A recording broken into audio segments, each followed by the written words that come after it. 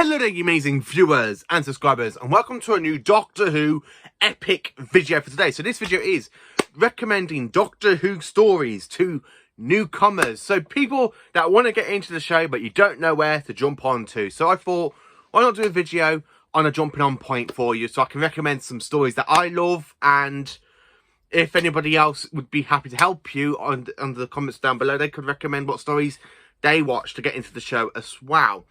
So sit there with your jelly babies. Now, this is going to be a two-part video. So this is part one, where I'm going to be talking about the classic stories that could actually help you get into Doctor Who. And then the second part will be on the modern era of Doctor Who. So everything from Christopher Eccleston up to Jodie Whittaker onwards. So let's get into the classic Doctors now. So jumping into the first Doctor, played by William Hartnell. And I'm going to recommend, for the first story you should actually watch, is of course the Dalek Invasion of Earth. The image should come up. This was my very first ever Doctor Who story I ever watched with William Hartnell with my dad. And I absolutely loved it. I really did love it. I love the way the Dalek comes out of the Thames. And that final speech was of the first Doctor saying goodbye to his own granddaughter, Susan, which was the very first ever goodbye to our companion in Doctor Who. Not only that, this is also the Dalek's second outing in Doctor Who. I just absolutely love that line when he goes, "One day I shall come back. Yes, I shall come back. Until then, there must be no regrets, no tears, no anxiety. Just go forward in all your beliefs and prove to me that I'm not mistaken in mine." This is a cracking point for the Doctor. I absolutely love it. I would recommend the Daleks, but that one literally does pan out a bit in 7 episodes, so I do recommend the Dalek Invasion of Earth. So the next story I recommend is, of course, the Aztecs. This was the very first historian episode I ever watched of Doctor Who, and this is one of my favourites out of season 1. The Aztecs is just a pure, fantastic story. It's really great. Set in the 15th century in Mexico, Barbara gets mistaken for a goddess, and really they're trying to stop sacrifices, and the Doctor gives that epic line, "You cannot rewrite history, not one line. Believe me, I know. I know." So we do have that going on. The next story I recommend for the first Doctor is, of course, one from season 3, The War Machines. Because this is the very first time the Doctor shows he won't be intimidated by any of the villains. And this is just another great story. Dodo leaves in episode 2, Ben and Polly introduction story, and I absolutely love it. The next story I do highly recommend is, of course, The 10th Planet. Now, this is the Cybermen's very first outing, and I have to admit, you know, I'm really going to admit this one to you. It's absolutely brilliant because it does have the regeneration for the very first time, even though the DVD does have the animated version because episode 4 is missing, but I do highly recommend it. So jumping into the next Doctor now, Mr. Patrick Troughton, my third favourite Doctor. And the very first story I recommend for him is, of course, Doctor Who at the Power of the Daleks. This story is just pure genius. I just absolutely love it. I honestly do love it. It's a fantastic story, and the way it follows on from the 10th Planet and having a new Doctor encounter the Daleks, and this time on the planet Vulcan, not the one from Star Trek. This one is basically a human colony planet, and the Daleks do invade, pretend to be like servants to the humans, but then go around betraying them, exterminate every single one of them, in the Doctor to reverse the path of the neutron flow in static electricity to make the Daleks blow up. So for Troughton, the next story I recommend is, of course, The Tomb of the Cybermen. This one is a very, very amazing story for me, because this was the very first time I actually watched a Troughton story, and it's incredible. I absolutely love it. You got iconic scenes when you got the Cybermen coming out of the tombs, which is something that you could see in very horrifying stories, and they did try to represent this scene in Nightmare in Silver in the Matt Smith episode, but I really just love this story. The next one is, of course, The Web of Fear. Now, this one I do recommend, even though episode 3 is animated now. I absolutely love this story. This was my second ever Troughton story I ever watched, and this is the story that literally got me keen into Troughton's Doctor. I mean, his mannerism is absolutely brilliant. The Alistair Gordon-Leffler Stewart, aka Colonel, is actually introduced into the story as well, which is absolutely brilliant. And then the next one I have to recommend is, of course, The Invasion. The Invasion is just another cracking story, absolutely brilliant all the way through, and I've already done my review on it, so check that out. And then for Troughton, I have to admit, The War Games, because you cannot literally end the 60s with this fantastic regeneration story. I really love the War Games. I really love it. The next story now, jumping into Jon Pertwee, the Third Doctor, and I'm recommending his very first story as the Third Doctor, The Spearhead from Space. It's got autons in it, the show jumps into colour, and it's absolutely pure amazingness. I just absolutely love the story. The next one I recommend is, of course, Inferno. Inferno is the very first time Doctor Who depths into a parallel universe, into a parallel Earth, and it's just absolutely brilliant, cracking story. Then after that, I have to admit, it's got to be the Sea Devils. This one, for me, was my first ever Jon Pertwee story I ever watched with my dad. I absolutely love this one. I honestly do love it. It's great time. I absolutely love it. I really do love it. I mean, when the Sea Devils come through going, "This is our planet," I honestly just love the Sea Devils. It's a great story. The next story I have to recommend is, of course, another fantastic one. This is the very first ever multi-Doctor story.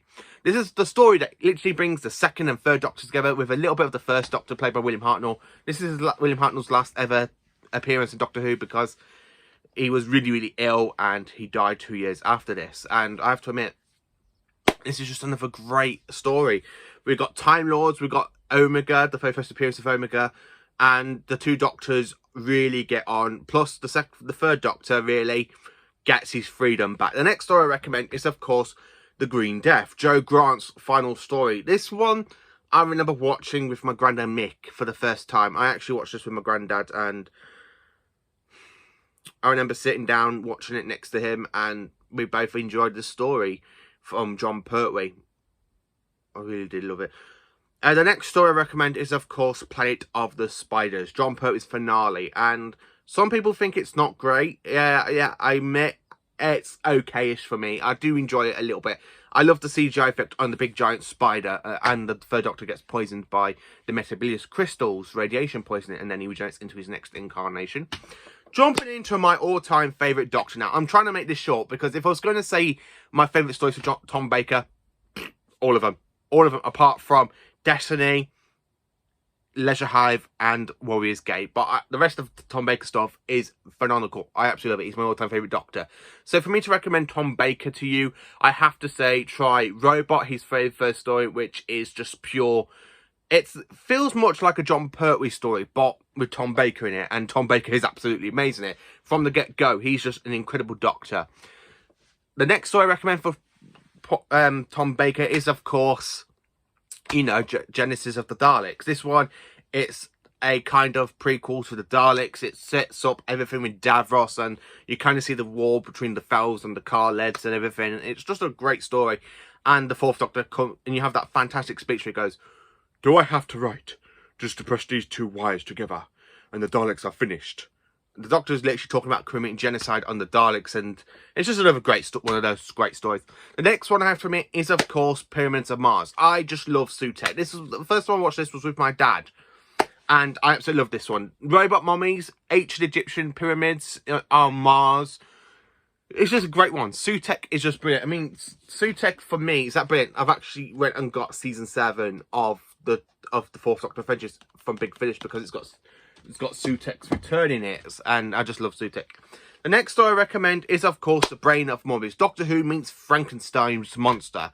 So we kind of have this human scientist literally collecting random bits of alien bodies to build a body up for a Time Lord known as Morbius, where the only thing of the Time Lord actually survived is the brain cell. It's literally the brain, so that's why it's called The Brain of Morbius.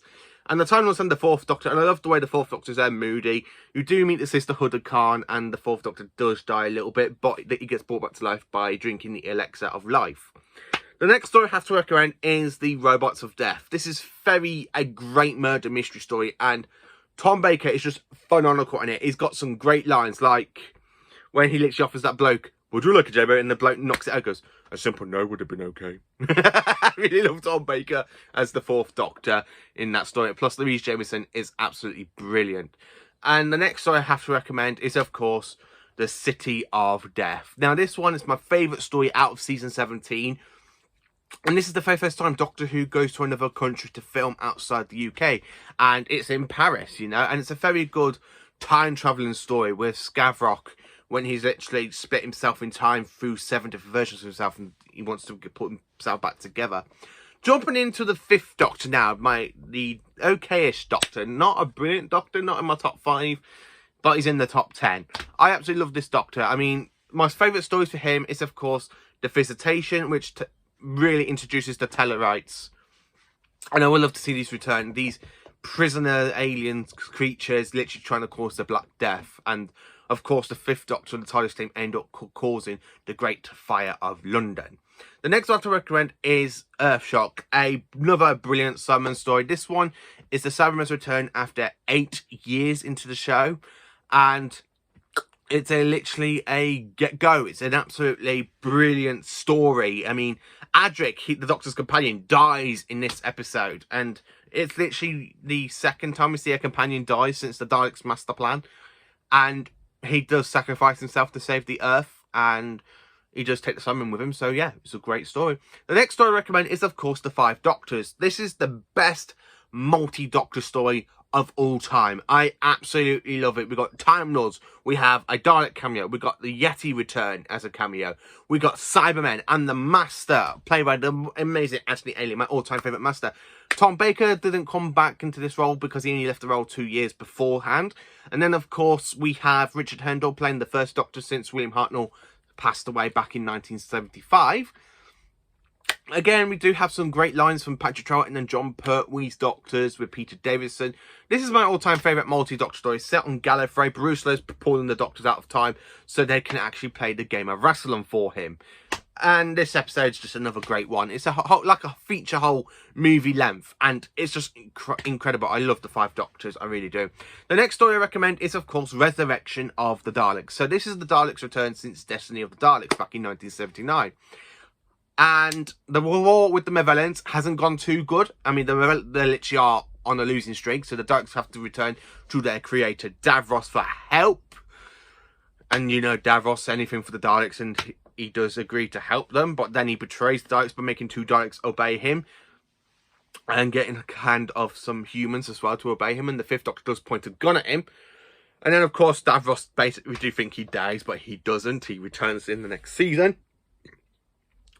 But I just absolutely love this story, Resurrection of the Daleks. And then the next story I have to recommend is, of course, The Case of Androzani, Peter Davison's final outing as the 5th Doctor, and he goes out as a great big whopping hero. A great big hero the 5th Doctor goes out in. Why are you probably wondering? Well, he goes and saves Perry. I mean, a person he's only just met in this incarnation in the previous story, and he sacrifices himself for Perry and makes him regenerate with spectrotoxemia, about to kill him. And this is just another great outing, and I do highly recommend it. Colin Baker now. Some people say skip Colin Baker's era, but I'm one of those people that say never skip a Doctor's era. So I'm going to talk about my favourite episodes that I do recommend from Colin Baker's era. So the first story I recommend is The Attack of the Cybermen. So this story is a prequel and a sequel. It's a sequel to The 10th Planet, but then it's like... No, sorry. It's a prequel to The 10th Planet, but it's a sequel to The Tomb and the Invasion Cybermen. It's brilliant. Honestly, it's absolutely brilliant. Plus the return of the Cyber Controller as well. And this story is just brilliant cyberness. The next story is, of course, I recommend Adventures on Varos. And this one, I absolutely love it. It's a very kind of like Big Brother sort of thing. But instead of people like throwing themselves out to get out of the house, this is a torture planet. So people are there watching on their screens, people being tortured. And you've got this nice alien creature named Syl, who basically just goes blah, blah, blah, blah, blah, like saying, kill them, execute them. I really just love this story, I really do. The next story I have to recommend is, of course, The 2 Doctors. Now, this is the final multi-Doctor story in Classic Who, and this is only just worth it for the Santarans. I mean, that Santaran theme, that dun, dun, da, da, dun, da, da, da, da, da, da, da, is just incredible. I absolutely love The 2 Doctors for the Santaran theme, even though the Santarans... I absolutely love the Santarans. The rest of the story is a bit mediocre, but I do recommend it because it's a brilliant Santaran story, and I've not added a Santaran story into this actual story. So the next one I recommend is Revelation of the Daleks. Now this one is, of course, Colin Baker's story. Now this one is just superb. So the Doctor goes to the planet Necros after rumours that one of the Doctor's closest friends had passed away, and it's all a trap for the Doctor by Davros, aka the Great Healer, who has created a new race of Daleks, white and gold Daleks, the Necros Daleks, not the Imperial Daleks that it or in later on. This story is just absolutely dark and incredible. Davros basically sells dead people to their families and then, you know, so on and so on and so on. But this story is pretty much okay-ish. I do enjoy it. And then, of course, I have to recommend Trial of a Time Lord. Now, this one is Colin Baker's full-on season. This is season 23. And this is just flat out amazing. I do like season 23. Not as much as season 22. Season 22 is great. Season 22 is brilliant. I don't know why they literally knocked it down for this season. But this season's got some good stories in it, like The Mysterious Planet. Then, of course, we go Terror of the Vervoids and The Ultimate Foe. Plus, we meet the dark version of the Doctor, aka the Valeyard. Then jumping into Sylvester McCoy. Now, the 7th Doctor is just superb. I mean, he's my second favourite Doctor of all time. So the stories I recommend for him, number 1 is Paradise Towers. You cannot go wrong with this story. It's absolutely great. People say the 7th Doctor is very clownish, like childish and sort of stuff, but he's got some really serious dark moments and very manipulative skills from this episode from the get-go. Honestly, it's just pure goodness. Next story I recommend is Dragonfire. Now, this is the departure to Bonnie Langford, which is, you know, don't really care for her, but she's a lot better in Big Finish than she was in season 23 and 24. And this is the introduction story to Ace, who is my all-time favourite companion to the Doctor. I really love Ace, played by Sophie Aldred. She's just amazing. I mean, from the next story, she just becomes more amazingness. So, talking about the next story is, of course, Remembrance of the Daleks, the final story with the Daleks in Classic Who. And when I say Ace gets more really amazing in the story, she beats up a Dalek with a baseball bat. She's the only companion to actually beat up a Dalek. She gets a baseball bat, beats up a Dalek with it. And then she gets it, and then she does actually pick up a weapon, and then she blows up a Dalek in episode 2. And then at the cliffhanger of episode 2, beginning of episode 3, she's beating up a Dalek with a baseball bat. You know, you can't get more great than Ace, can we? The next story I recommend is, of course, the Happiness Patrol. On a planet full of depressed people, and you've got Helen H demanding, happiness will prevail. Yeah, wait until the 7th Doctor interferes and destroys the Candy Man and everything going on. This story is just absolutely superb, and it was, honestly, this was my first ever McCoy story I ever watched in my life, and this is the one that hooked me onto McCoy's era really, really well. Because I absolutely love McCoy. He's always been a fantastic Doctor for me.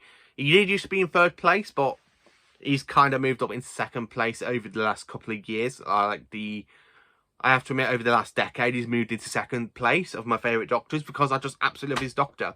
The next story I recommend is, of course, The Curse of Fenric. This story is just superb. I mean, the Doctor becomes more of a manipulator. He manipulates Ace into thinking that she's nothing to him. And to be honest, she isn't. But the Doctor knows that she's got something to do with Fenric. And it's just absolutely superb story, and I absolutely love it. And then the second to last story I have to admit is, of course, Survival. This story sees the return of Anthony Ainley as the Master, infected by the cheetah virus. This is the last ever story of classic Doctor Who, and it was just amazing. It did go out on a hiatus. Plus, the 7th Doctor does give out that line saying, there's worlds out there where the sky is burning, where the seas are asleep, and the river's dream. People made of smoke and cities made of song. Someone is danger, someone is injustice, and so as the tea's getting cold. Come on, Ace, we got work to do. And then the final story I have to mention for this list is, of course, the TV movie from 1996. This is Sylvester McCoy's last story. I mean, he is in it for the 5 to 10 minutes, and he regenerates into the next Doctor, Paul McGann, and he has to defeat the Master. This is the 8th Doctor's first ever outing on TV. I mean, the second outing is literally Night of the Doctor, which is a 60 minutes, but his outing, his time as the Doctor is expressed all through Big Finish, and it's amazing. And I do like the TV movie. I even do like that line Eric Roberts says, I always dress for the vacation. And I absolutely love the trailer. I keep going back to rewatch the trailer where it goes, Planet Earth 1999, he's back, and it's about time. Paul McGann is Doctor Who. I really do love that trailer. So yeah, this is the episode. Well, these are the stories I do recommend to newcomers to get into Doctor Who. So let me know in the comments, what do you think? What stories would you recommend to newcomers of Doctor Who? Let me know in the comments. Please do like, subscribe, share, and join for more awesome Doctor Who content. Have a great day.